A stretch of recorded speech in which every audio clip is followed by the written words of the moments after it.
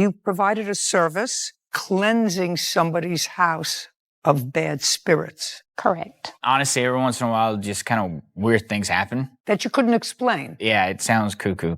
I have what's called intuition. Well, I have intuition too. She says I'm witchy. This is Judy Justice. Robin Bragg is suing her former client, Andrew Deal, for unpaid services, lost wages, and fraud. Court come to order. All rise. Have a seat, please. Judge, case 4020, Bragg versus Deal. Thank you. You're welcome. Ms. Bragg, the case is broken down to its most simple terms. It is your belief that you provided a service that the defendant contractually ordered from you, that you were paid by credit card, his credit card, and subsequently he had that credit card reversed because either he was dissatisfied with the service or he was going to tell me why he had it reversed. And the bank eventually, after some back and forth, did take the money out of your account. Correct. And that's what you're suing him for. Yes. But the service that you provided is a unique service. As it happens, it's not a service that I haven't heard of. I don't necessarily understand it all, or even if I understood it, I'm a meat and potatoes girl. And I don't get cleansing somebody's house of bad spirits. Now, I'm sure that there are people who do believe in that because I actually have a couple in my family who actually did that once. But I don't know what particular skill or training one has, but that's what you do. Yes. As sort of a side job because you have another job. Yes. And what's your other job? So I'm the owner of a metaphysical and organic shop that is based in Jacksonville, Florida. From that shop, you sell teas. Yes. How long have you had that shop? I've had the shop 2 years, but I've been mobile. I went from my house to other people's house. I did in-home visits before now. But the shop where you met him, correct? Yes. Sells teas, what else? Teas, tonics, tinctures, other healing, spiritual healing services, such as like a Reiki where there's crystals placed on your body and you're able to balance yourself. You sell them or you perform that service in the shop? That one is a service that's performed. In the shop? Correct. So you put crystals on your body? I place 7 crystals down the front and center of each individual's body. And you do that while they're lying on some sort of on a massage table, and my hands hover over them. So that's the Reiki. What else? I do ayahuasca. What is that? Ayahuasca is a plant medicine that is used to cure depression and other mental episodes within individuals. Okay, and where do you get this plant medicine? Comes from different places. Where do you get it? So I buy it from the tribe that's in Amazon. How do you get it delivered? I email them, it clears customs. Since it is a shamanic practice, it is deemed a medicinal item. It's not entirely legal. It's not illegal. It's not entirely legal. There's a loophole for shaman practices that can get it directly from... How do you know about that? I know some things. I know some things. Okay. Yes. Never know.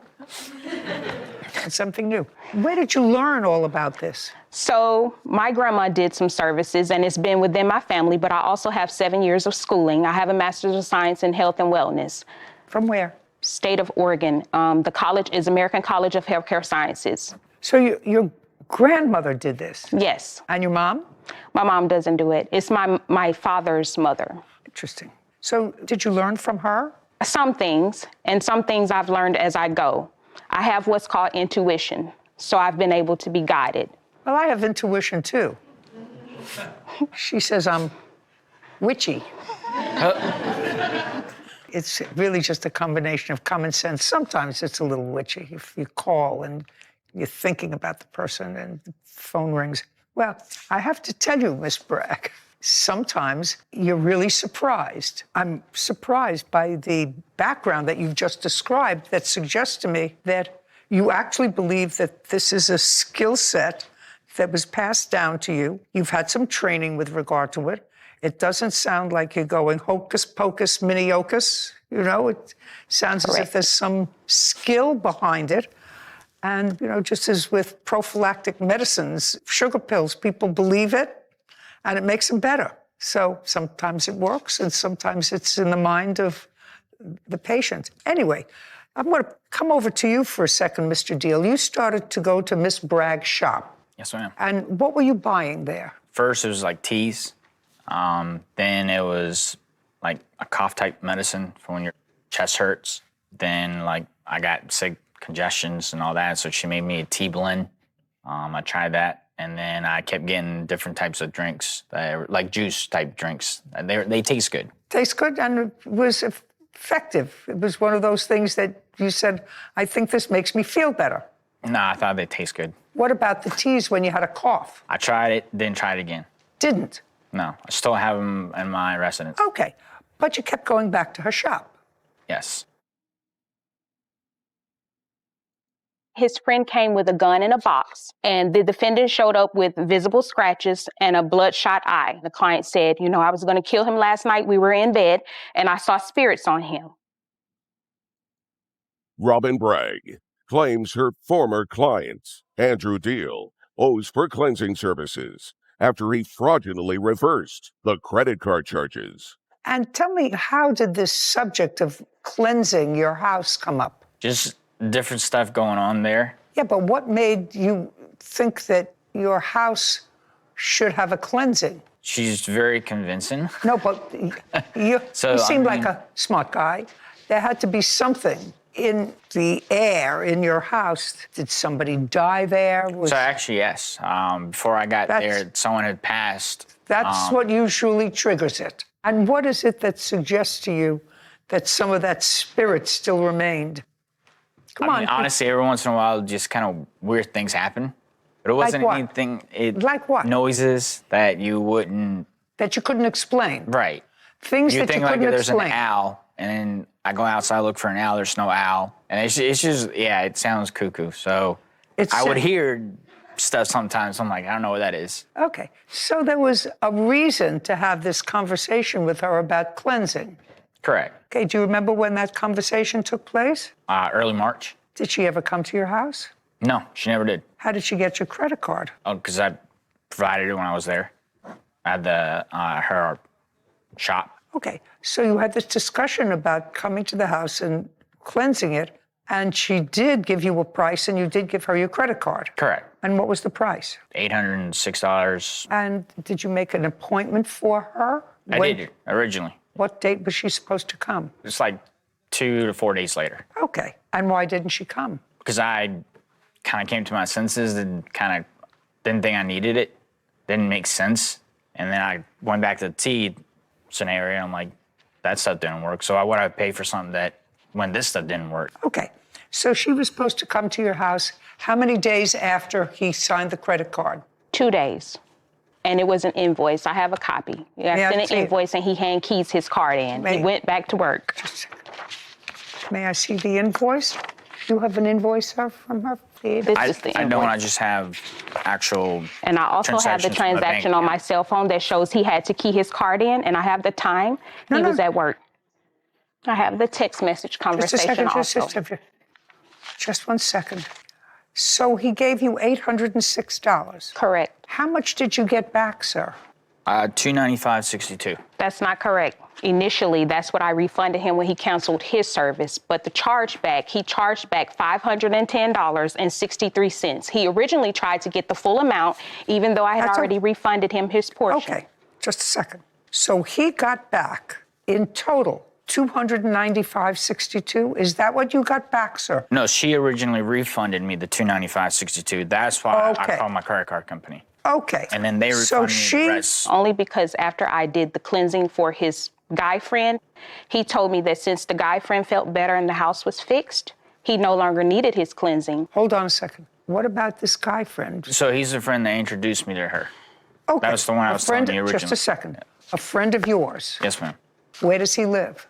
He lives at his place. Okay. He doesn't come to your place? Yeah, he does every once in a while, yes, ma'am. So he comes to your place for what? Just hang out with friends. Okay. Does he ever stay there?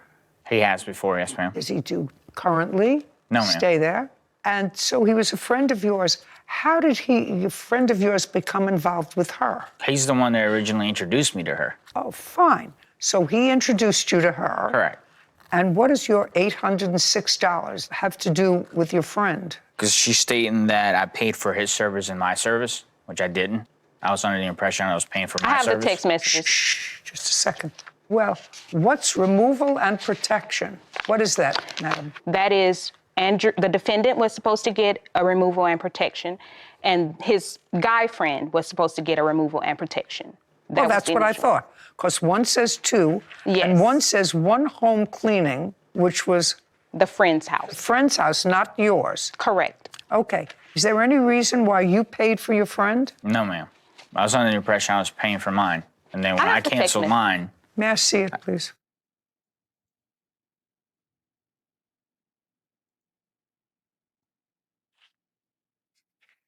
Okay. You actually went to his friend's house. Correct. Okay.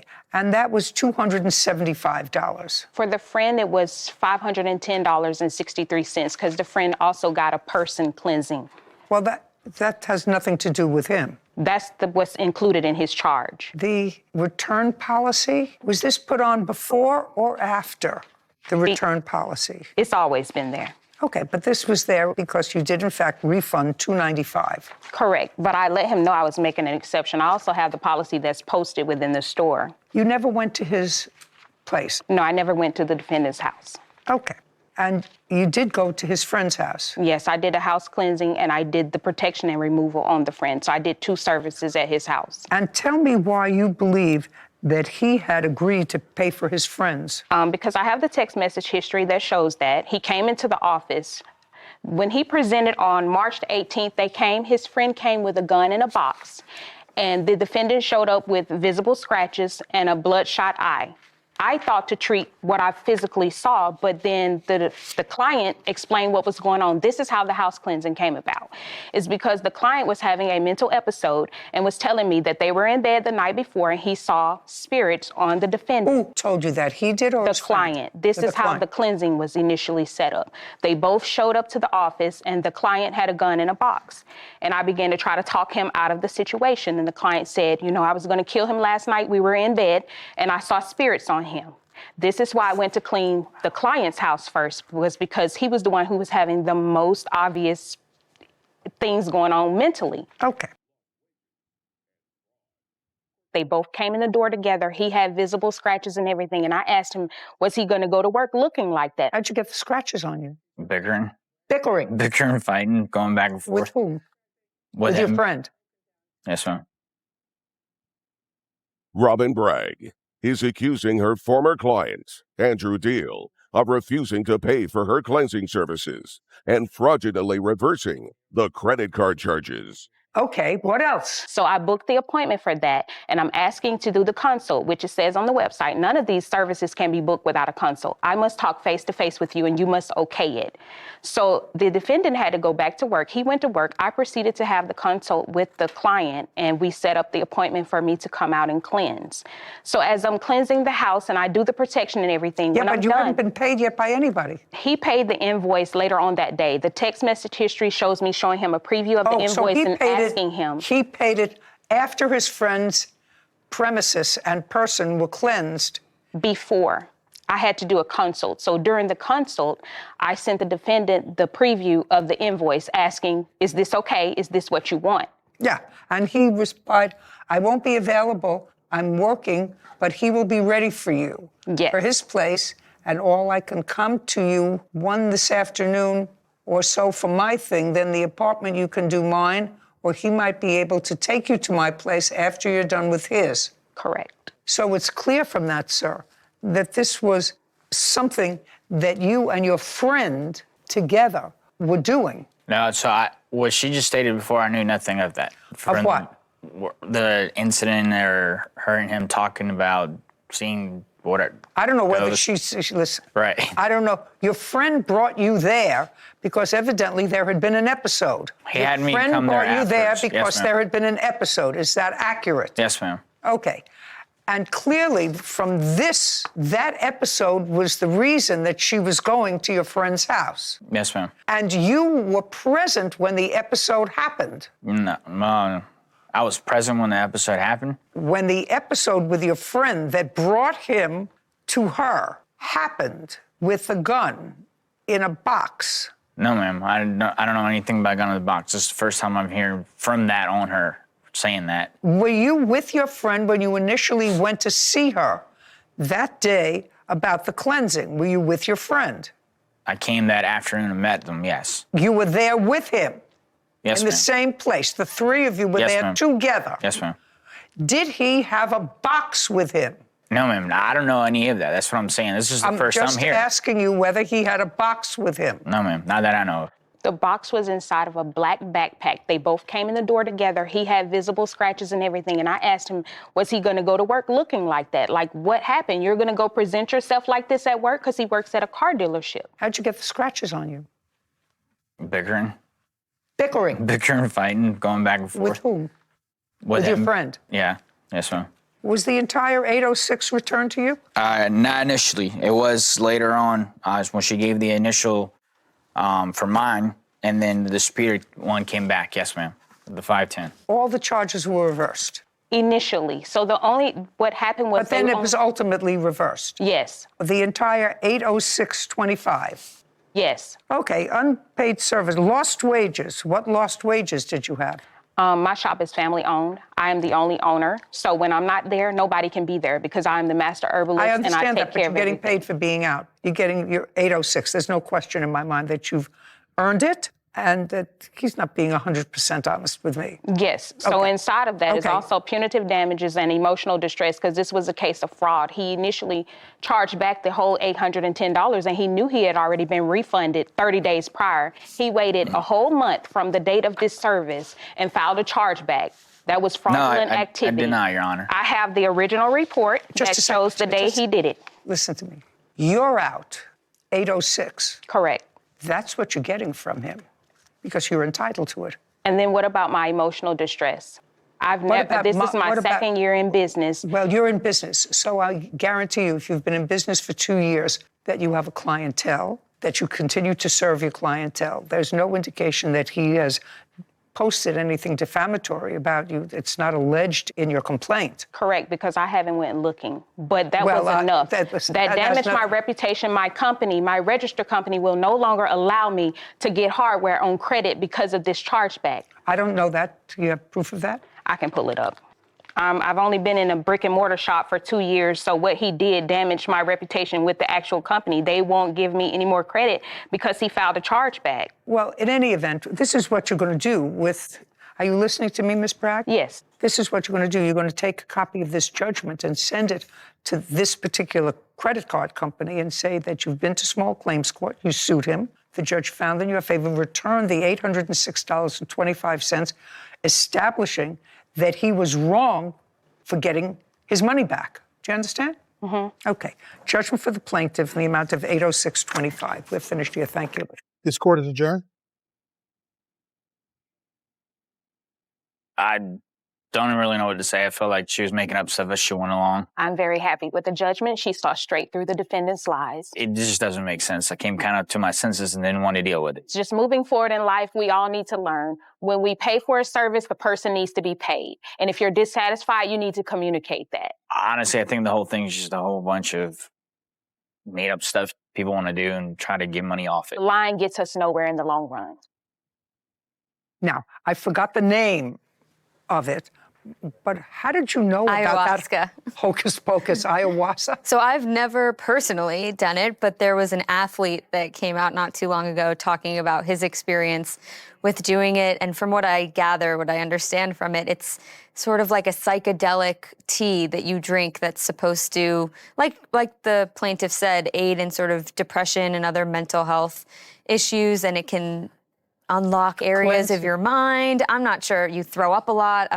Doesn't sound like a great experience. Not something I would sign up for personally, but for him, he said he discovered a lot through the experience and it was very healing. So I think, coming into this case, I think we both had a little bit of a slant as to who the plaintiff was going to be. Some, like you said out there, a hocus pocus sort of snake oil salesman of sorts. But she was very educated and I was impressed. Oh, and yeah, I I think was you were impressed also with her credentials of not only schooling, but a familial sort of tradition of providing these healing. services. Yeah. Of healing. Of healing. And again, I think the defendant was not snookered in any way. He knew what he was signing up for. He obviously believed in it enough to pay for it at the time. He knew what he was getting. So I think the right thing happened. I think she got her money back. He shouldn't have reversed the charge. I think you have buyer's remorse with crystals just as much as you can with anything else. Absolutely. Yeah, you can also get a shot for something and you don't feel well, but that doesn't reverse the medical charge. You can't reverse the charge to the doctor. So, he knew what he was getting. She never misrepresented what she was doing. You know what you're getting by looking at her and listening to her. So I think the right thing happened. I hope so. Yeah.